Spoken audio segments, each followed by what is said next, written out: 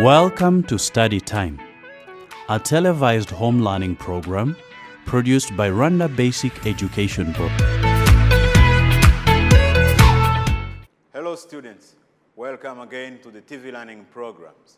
This is Teacher Pasco, and today I will be teaching chemistry senior 2 students. Before we start our next lesson on unit number 6, I want you to try the revision exercise we have here. Complete and balance the equations below. Solid potassium reacting with chlorine gas, and B, sodium sulfate dissolved in water reacting with lead nitrate in aqueous solution. And number 2, you will describe the solubility of salts. We have studied solubility of salts or ionic compounds when we were studying the ionic bonding. You have 2 minutes.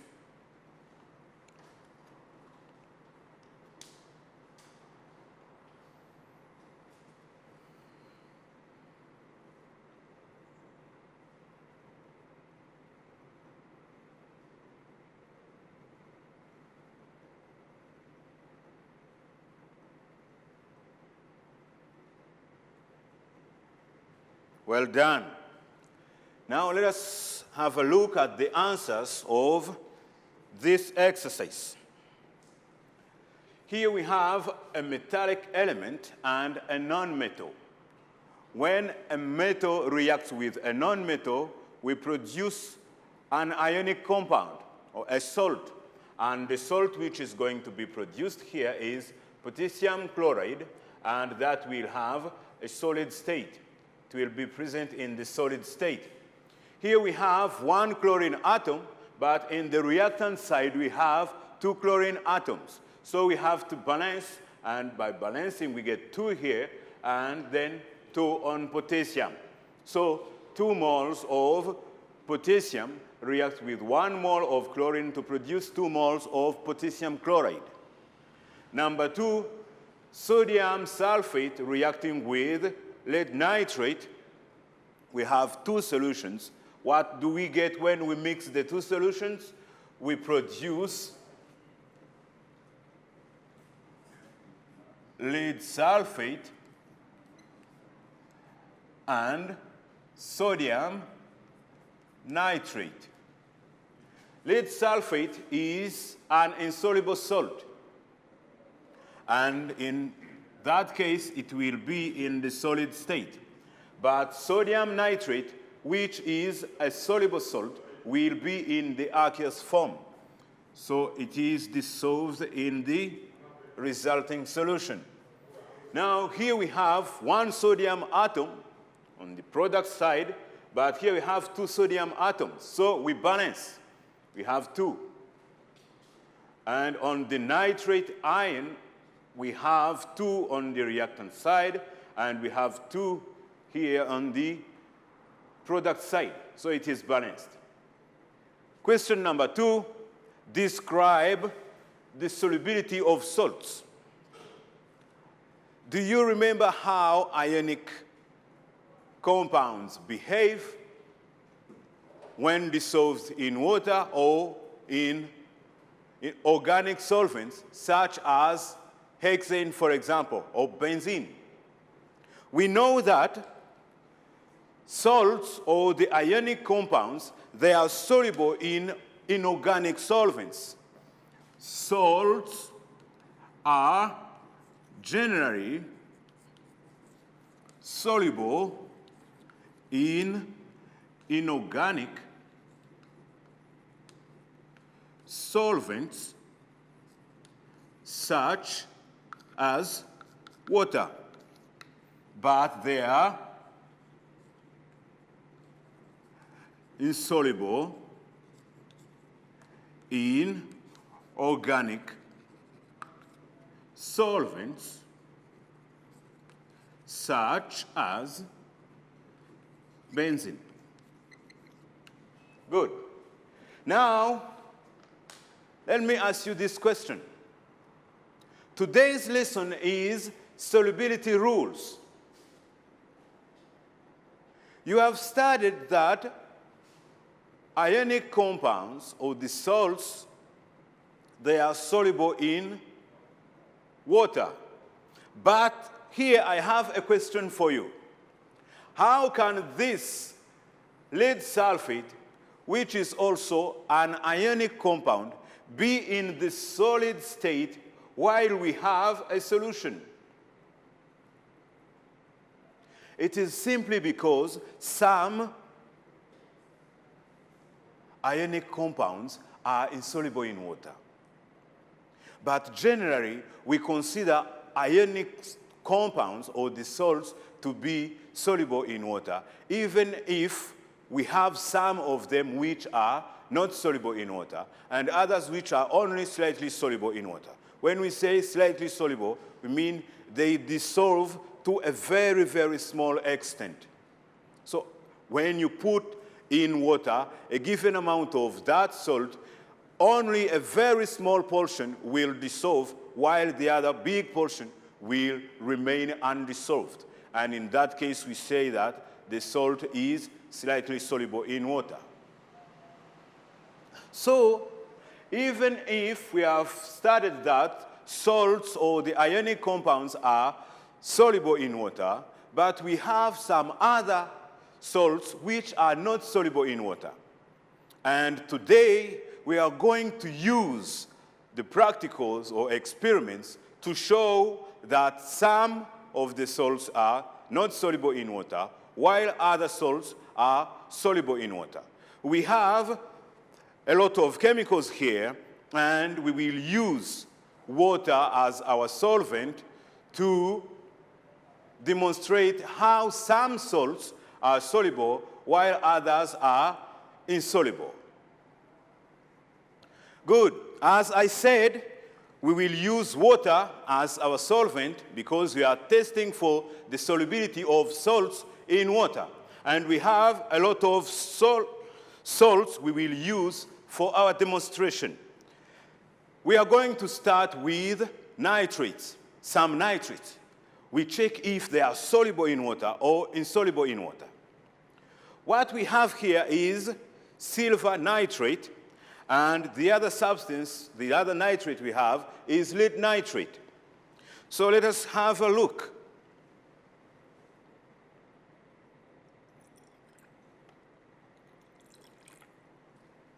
What happens when we add some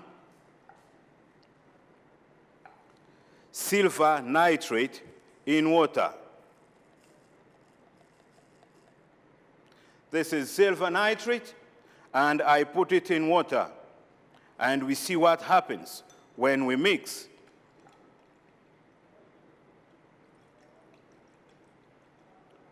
What happens? It dissolves. It dissolves, and now let us check on what happens when we dissolve lead nitrate.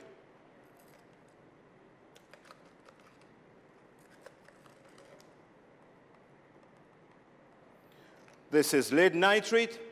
It is a white salt. Lead nitrate, what happens when it is dissolved?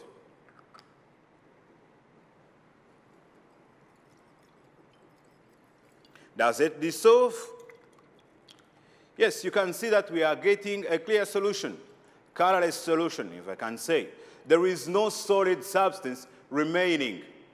If you're seeing some solid particles here, it is because sometimes solubility can take a long time to be complete, but it dissolves. So we can conclude that all nitrates, and that is what is known, all nitrates are soluble in water. All nitrates are soluble in water. When we say all nitrates, we mean the nitrates of group number 1, nitrates of group number 2, and nitrates of other metals like lead, like iron, aluminium. We have so many of them. Here we have the solubility rules.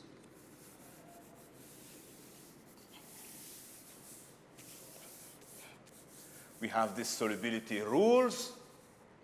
And here you can see on rule number 2, this one, it says that nitrates are soluble. So all nitrates are soluble in water. When you mix them with water, they completely dissolve. We go to the second type of salts. And the second type we have here is the halides. When we say the halides, we mean those salts formed by elements in group number 7, the halogens. In group number 7, we have fluorine, chlorine, iodine, and bromine. And here we will use potassium iodide. We have sodium chloride, the table salt, and we will dissolve them to see what happens. First of all, we add some water to the beaker and then add some salt. I'm going to add potassium iodide. What happens? That is potassium iodide. It completely dissolves this potassium iodide. And what happens when we add some sodium chloride in water? This is sodium chloride, the table salt. What happens when we mix?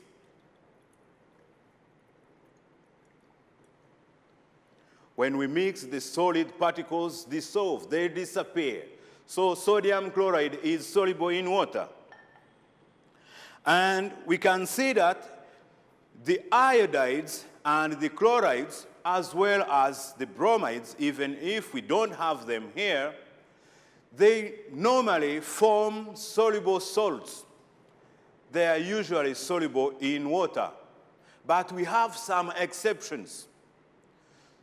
Some exceptions, how can we identify those exceptions? From the solubility rules we have here, it is said that the chlorides, bromides, and iodides, Cl negatives, bromine negative, and the iodide ions, when they form salts which are usually soluble in water. But we have some exceptions. We have the exception of lead chloride or silver chloride. When you use copper 1 ion, you also produce an insoluble salt. We don't have those salts here, but one way of demonstrating that a salt is insoluble is to try and prepare it by using what we call precipitation. I hope you remember the reaction we called precipitation reaction.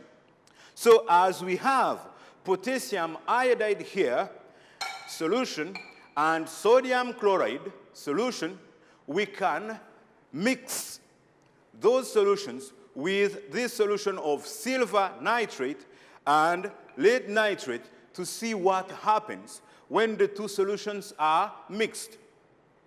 If any precipitate will be formed, then we will identify which salt is insoluble. Let us use this test tube, and we add lead nitrate solution. This is lead nitrate solution. What happens when we add potassium iodide? You can see that we are producing a yellow precipitate. Why do we produce a yellow precipitate? It is because there is an insoluble salt which is being formed. And the insoluble salt which is formed here is lead iodide. So we have potassium iodide, which reacts with lead nitrate to produce lead iodide, and potassium nitrate. 2 and 2. So you can see the salt I'm talking about, the lead iodide, the one which is exceptional to the other chlorides, bromides, and iodides. It is insoluble. And it will be the same if we use a silver nitrate and the sodium chloride, for example. What happens? Let us check what happens. Here we have lead nitrate, and we add sodium chloride. You can see the precipitate, the white precipitate which is formed. So the white precipitate which is formed is that of, we have sodium chloride reacting with silver nitrate. We have two solutions to produce silver chloride, which is solid, and sodium nitrate, which is dissolved in water. So the silver chloride is another exception of the halides which are insoluble in water. So we have some of the salts, the chlorides and bromides, iodides, which are insoluble in water. Now let us go to the next. If we go to the next and use copper sulfate, this is copper sulfate we have here, we have iron sulfate and zinc sulfate. They have something in common. They are all sulfates. So we are going to test for the solubility of sulfates. What happens? We first add some water to the beakers. We add some water to the beakers and then add the salts.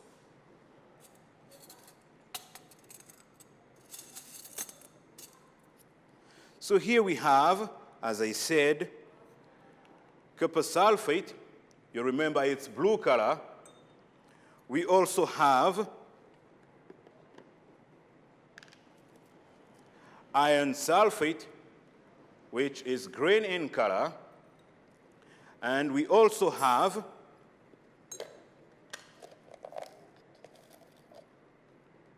zinc sulfate.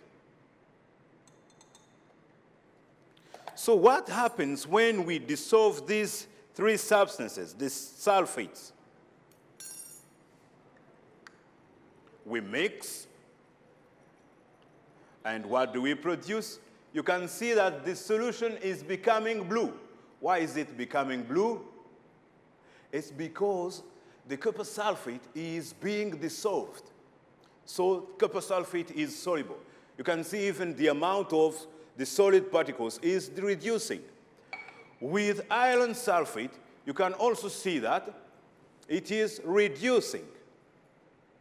So it is dissolving, okay? Iron sulfate also dissolves in water.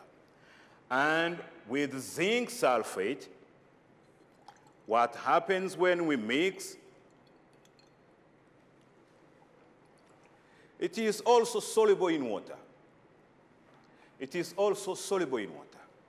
But even if all the sulfates we have here are soluble in water, we have some exceptions.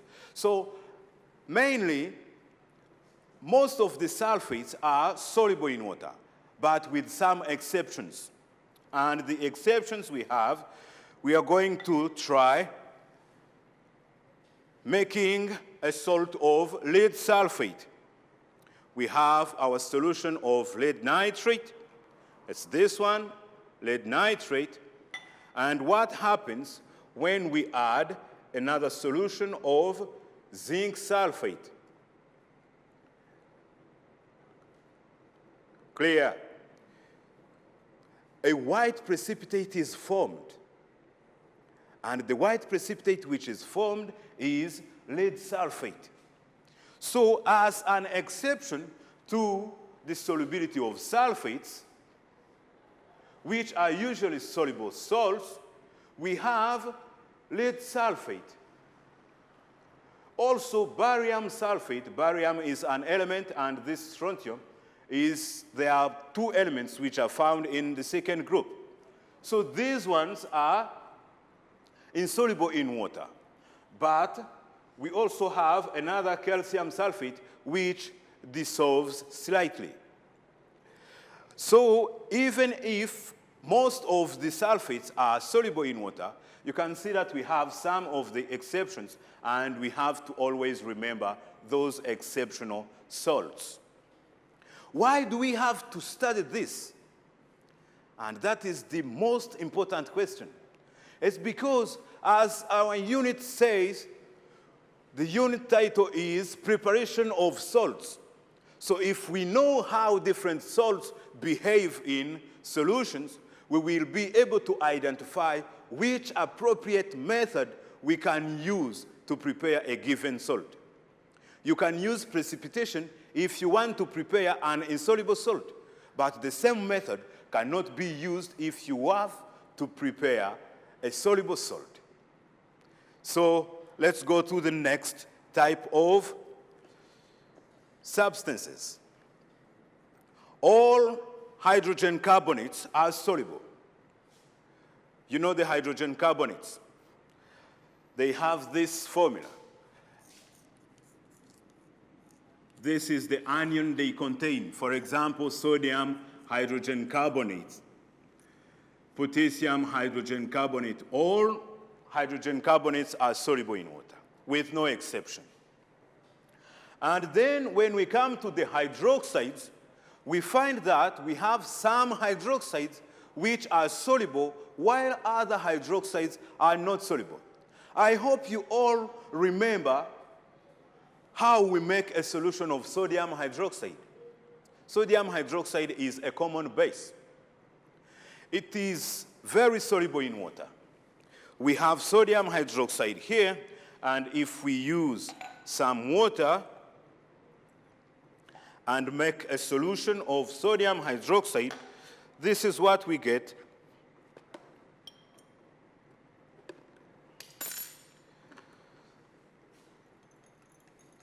A solution of sodium hydroxide. So it dissolves to make a clear solution.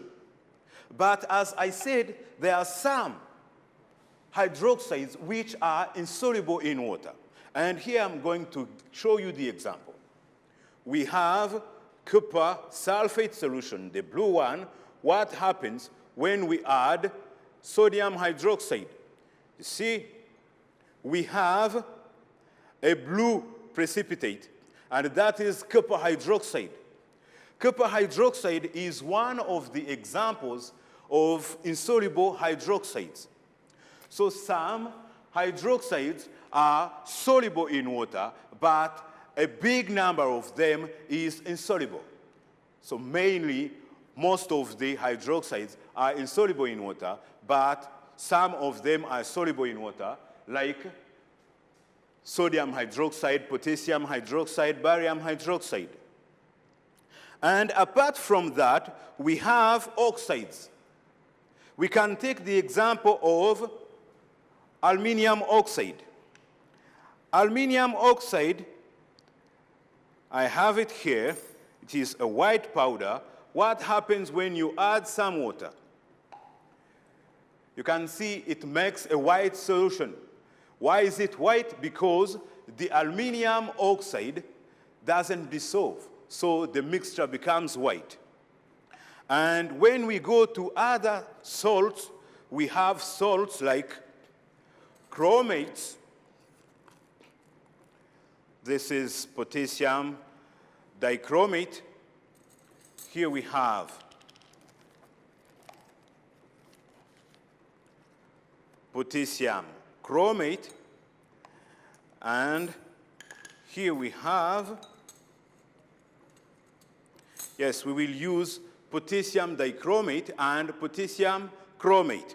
What happens when we add some water? We have our two solutions. So chromates, some of them are soluble, but a big number of them, they are insoluble. And which ones are insoluble? we can use lead nitrate solution to show that lead chromate is insoluble.